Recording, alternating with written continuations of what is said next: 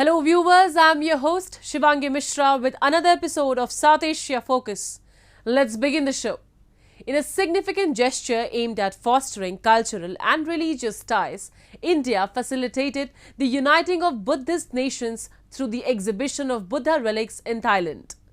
This symbolizes a deep-rooted connection of India with countries with Buddhist heritage, promoting mutual understanding and cooperation. We have this report. Thailand, a predominantly Buddhist nation, holds immense reverence for relics associated with Gautam Buddha, the founder of Buddhism. India recently exhibited Buddha relics in temples across Thailand to promote religious harmony and cultural understanding on the global stage. It highlights the significance of Buddhism as a unifying force that transcends national boundaries and fosters connection among diverse communities. For Thailand, hosting the exhibition of Buddha relics holds immense spiritual and cultural significance, reaffirming the country's reverence for Gautam Buddha and strengthening its ties with India, a key partner in promoting Buddhist heritage and values. It's an eye-opener for all of us because we never expected such a rousing sort of welcome by the people of Thailand. In fact, in the first 10 days of the relics exposition in Bangkok, more than 1 million people visited the relic, and at the end of the entire tour, about 4 million people attended to the relic. So I think it was a very symbolic thing, and it was really an eye-opener for us. Emotional and sentimental bonds which the Thais have with Buddhism and India's values of wisdom, core principles of peace, harmony, and Buddha's teaching of mindfulness. All of this is very relevant in this context, and I think we have been successful in transferring, in a way, the blessings of the Buddha. The arrival of Buddha relics in Thailand from India sparked a profound outpouring of devotion as countless devotees paid their respect to these sacred artifacts. In temples and exhibition halls across Thailand, devotees from all walks of life gather to offer their obeisance to the Buddha relics, expressing their heartfelt reverence and gratitude. The relics served as a focal point for meditation and reflection, inspiring individuals to contemplate the profound wisdom and compassion embodied by the Buddha. For many devotees, the opportunity to pay homage to the Buddha relics was a once-in-a-lifetime experience filled with a sense of awe and reverence. The presence of these relics in Thailand served to reaffirm the country's deep-rooted connection to Buddhism and its role as a spiritual center for followers of the faith. India has been extremely helpful in our bad times, and especially recently when the economy there were challenges with the economy, and India was the first off the mark to come forward and help us. So this is something that we cannot forget, and I must say it is obviously coming from centuries, and it can only now get better. Buddhism has actually spread to all aspects of social life in Mongolia. Cultural, social life. In every walk of life, there are Buddhist traditions which we revere, which we respect, which we honor today. And we connect this to India. And as you know, your Honorable Prime Minister, Narendra Modi, he said that Mongolia and India are spiritual neighbors. Although geographically we are thousands of kilometers away, but spiritually we are very much close and bonded to India through Buddhism culture, Buddhist culture and Buddhist heritage. And we take a lot of pride in this ties that we have with India.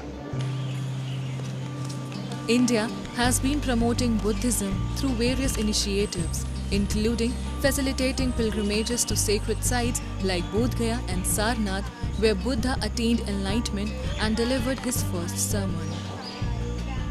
The government supports the restoration and preservation of ancient Buddhist monuments and artifacts, preserving the rich heritage of the faith.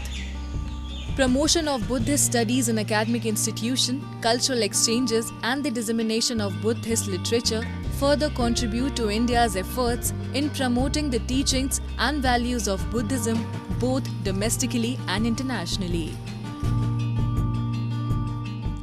Let's now discuss the escalating instability in Pakistan's Khyber Pakhtunkhwa province, where Pashtuns have been increasingly targeted by security forces, leading to a sudden surge in enforced disappearances.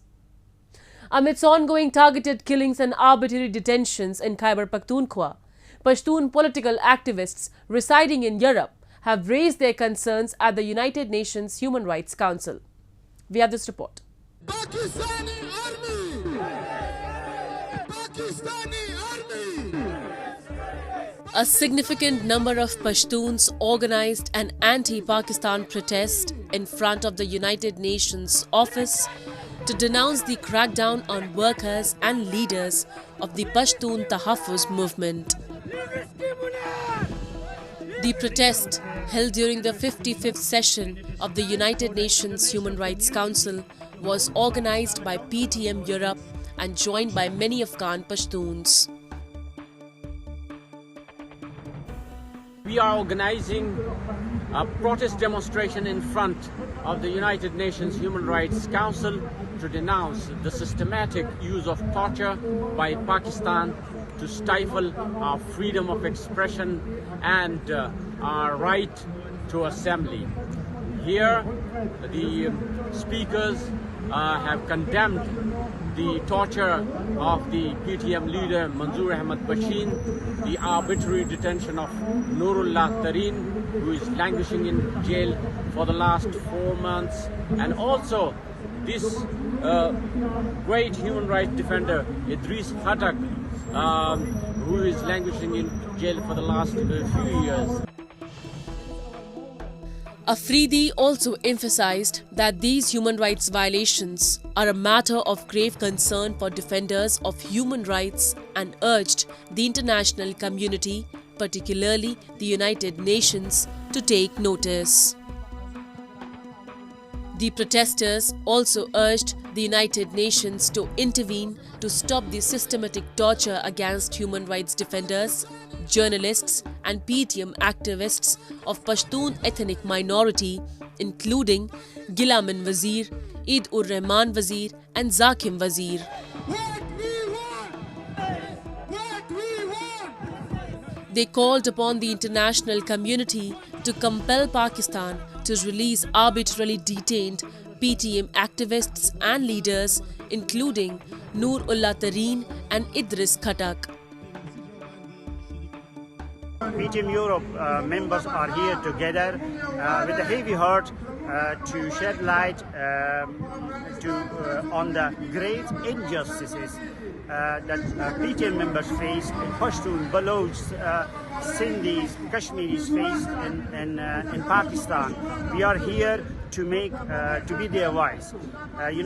Forced disappearances, raids on homes, unlawful arrests, torture of men, women, even children, and targeted killings are regular occurrences in Pashtun Belt and also in Balochistan. That's why we are here to be their voice, to show for the world and to ask attention of them. The Pashtuns also expressed solidarity with the protest sit-ins at Chaman and Angura Adda on the controversial Durand line dividing Pashtuns. Time now for Asia This Week, the stories from across the continent.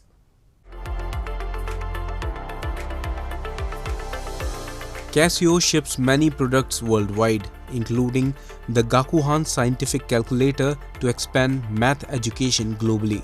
Supported by students, professors and governments, Casio aims to enhance logical thinking skills among students through its Gakuhan calculator. Casio leads training efforts and contributes to the development of students' critical thinking abilities. Casio calculator is our baby project in Education Resource Center. We have a Casio calculator lab for science and mathematics students, and that is to drive home the perfect use of our calculator to ensure accuracy.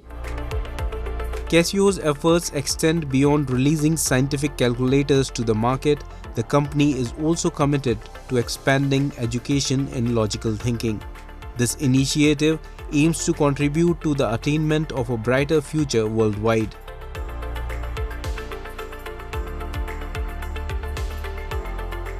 Residents of Iraq's holy city of Najaf voiced concerns over the shortage of natural clean water in the city, as experts say much of the water supply is contaminated through sewage and contains heavy metals that can cause diseases.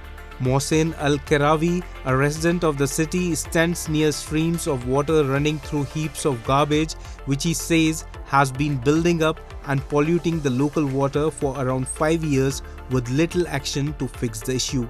Safa Majid, a professor specializing in the studies of environment and pollution, said the water taken to labs for testing revealed a high concentration of elements and compounds like lead and zinc at levels that exceed internationally recognized safety limits.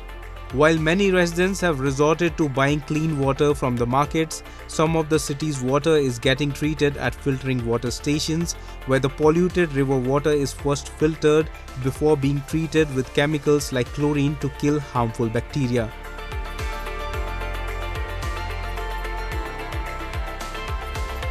JCB, Japan's international credit card, ensures convenience for foreign tourists in Tokyo metropolitan area. Annually, 9 million foreigners check in and out at Narita Airport, where JCB provides a calm, resting environment for foreign card holders. Many tourists who travel from Narita Airport to Ueno in Tokyo prefer to take the Keisei Skyliner. It helps to complete the distance of around 60 kilometers in just 36 minutes. コロナの時期におきましては、全くと言っていいほどお客様いらっしゃいませんでしたが、ご覧の通りでございますけども、お客様多数お越しいただいて、本当にありがたく思った次第でございます。 The Tokyo Metro network is the most convenient transportation option in the Tokyo metropolitan area. It offers the Tokyo subway ticket and all-you-can-ride pass for foreign visitors.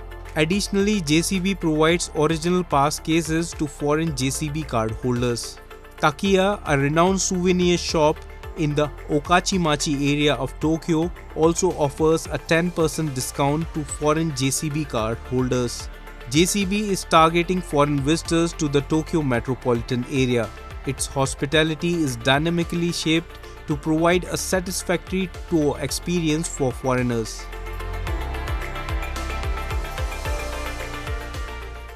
Pokhara is a popular tourist destination in Nepal. An international airport was constructed here with financial and technical assistance from China. Since its inauguration in January last year, the airport has not seen any frequent international flights except for the chartered Chinese flights which appear on rare occasions. After the failure of the airport project, Nepal has now requested China to convert the loan into a grant. Pokhara International Airport was constructed after an agreement between Nepal and China on March 21, 2016. Both neighbors reached a loan agreement stipulating a total loan amount of Chinese yuan 1.37 billion, out of which 355.9 million Chinese yuan was constituted as interest-free loan. The Civil Aviation Authority of Nepal, the aviation regulating body of the Himalayan nation, is responsible for paying the loan amount by the year 2036. Critics argued that China's loan terms may impose heavy debt burdens on Nepal, leading to potential economic dependency and loss of sovereignty. A year after its inauguration, the airport has failed to attract revenue, and Prime Minister Pushpa Kamal Dahal has announced that diplomatic efforts have been initiated with China to convert the loan for Pokhara International Airport to a grant.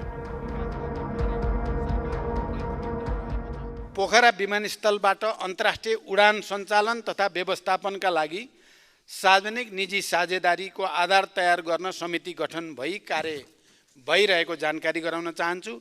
समितिको प्रतिवेदनका आधारमा विमानस्थल सञ्चालन तथा अन्तर्राष्ट्रिय उडानका बारेमा आवश्यक व्यवस्था मिलाइनेछ। पोखरा अन्तर्राष्ट्रिय विमानस्थल निर्माणका लागि लिएको ऋणलाई अनुदानका रूपमा रूपान्तरण गर्न कूटनीतिक पहल सुरु गरिएको छ। यससँग जोडिएका वित्तीय व्यवस्थापनका विषयमा आवश्यक समन्वय गरिनेछ।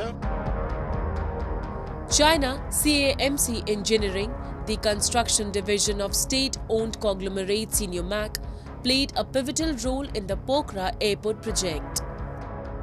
It imported building materials and machinery from China, and the airport itself was brimming with Chinese-made security and industrial technology. Despite China's claims about the project's quality, an investigation by the New York Times revealed an unsettling narrative.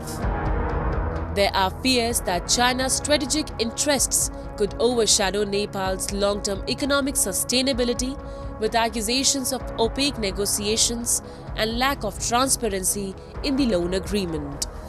Some voices caution against potential hidden agendas behind China's purportedly benevolent gestures, urging Nepal to tread cautiously in its dealings with the economic giant. Prime Minister Dahal, upon his arrival back to Kathmandu last year after his visit to China, had announced that Chinese flights would come to Pokhara, helping to cover the loss. No such flights have commenced since his visit in September last year.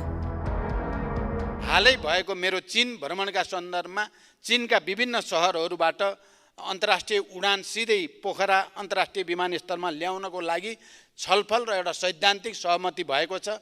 मलाई विश्वास छ छिटै त्यस्ता अन्तर्राष्ट्रिय उडानहरू पोखरा अन्तर्राष्ट्रिय विमानस्थलमा आउनेछन् र यो समस्याको समाधान हुनेछ। The construction of Pokhara Airport by China has raised concerns about the quality of work, the manipulation of oversight, and the burden of debt on Nepal. Additionally, the Airports Association with China's Belt and Road Initiative has ignited diplomatic tensions with India, making it challenging for the airport to attract international flights. The sacred month of Ramadan has recently begun, marking an occasion celebrated with immense joy and enthusiasm worldwide. It is more than just fasting. The month is observed with traditional fervor, immersing individuals in the spirit of devotion, self-reflection, and generosity. Muslims across South Asia observe sacred fasting from dawn to dusk, dedicating themselves to prayer. Take a look. As the crescent moon graced the sky, it signals the beginning of holy month of Ramadan. Muslims across South Asia offer prayers in various mosques to mark the festivities. Ramadan is the 9th month of Islamic calendar, during which Muslim disciples abstain from consuming food or water from dusk till dawn. Believers commence their day with sehri or suhoor, a pre-dawn meal, and conclude it with iftar, a lavish evening meal. They rejoice in these moments with their family and friends while sharing food and fostering strong connections. Following the practice of Prophet Muhammad, the fast is traditionally broken with dates and water. A full iftar feast, which varies according to cultures and places, follow this tradition. Ramzan के पहले जुमे को यहाँ जा मस्जिद ईदगाह लखनऊ में भी और तमाम मसाजिद में पुरसुकून अंदाज में लोगों ने नमाज अदा की, अल्लाह के आगे दुआएं की, अपने मुल्क की हिफाजत और तामीर और तरक्की के लिए भी दुआएं की हैं. Similar scenes can be found all over Pakistan, as the nation's rich regional and ethnic diversity cause it to gleam day and night with festive lights during Ramadan. Thousands of residents in Islamabad are flocking to shop to buy dates, fruit, sweets and other food items hours before iftar. समोसे वगैरह यहाँ पे इनके बहुत ज़्यादा मशहूर हैं. दस्तरखान पे ये बहुत ज़रूरी कह लें कि एक एडिशन बन चुका है रमज़ान में, तो ये लेने आए हैं इंशाल्लाह और लेके जाते हैं, खाते हैं. पहला रमज़ान है, आपको पता है यार वैसे भी महंगाई बहुत ज़्यादा हो गया, बट ये है कि वीक में 1-2 दफ़ा तो हमें भी तो जायका चखना चाहिए ना, ट्राई मारनी चाहिए. Nepal, the Himalayan nation, also drenched into this month-long Ramadan festival. During the holy fasting, hundreds of Muslims offer namaz at the famous Kashmiri mosque in capital Kathmandu. बिहानदेखि अब हामी सेरी गर्छौँ.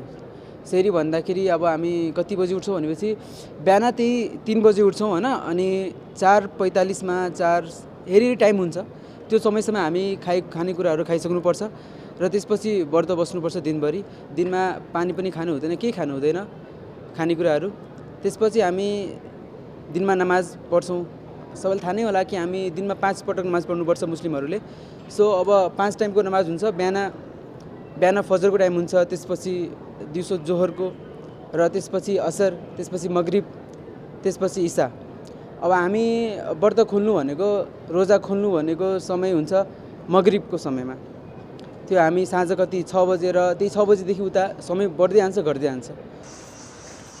Fasting during Ramadan is one of the 5 pillars or duties of Islam, along with the testimony of faith, prayer, charitable giving, and making a pilgrimage to Mecca. It is intended to bring the devout closer to God and to remind them of the suffering of those less fortunate.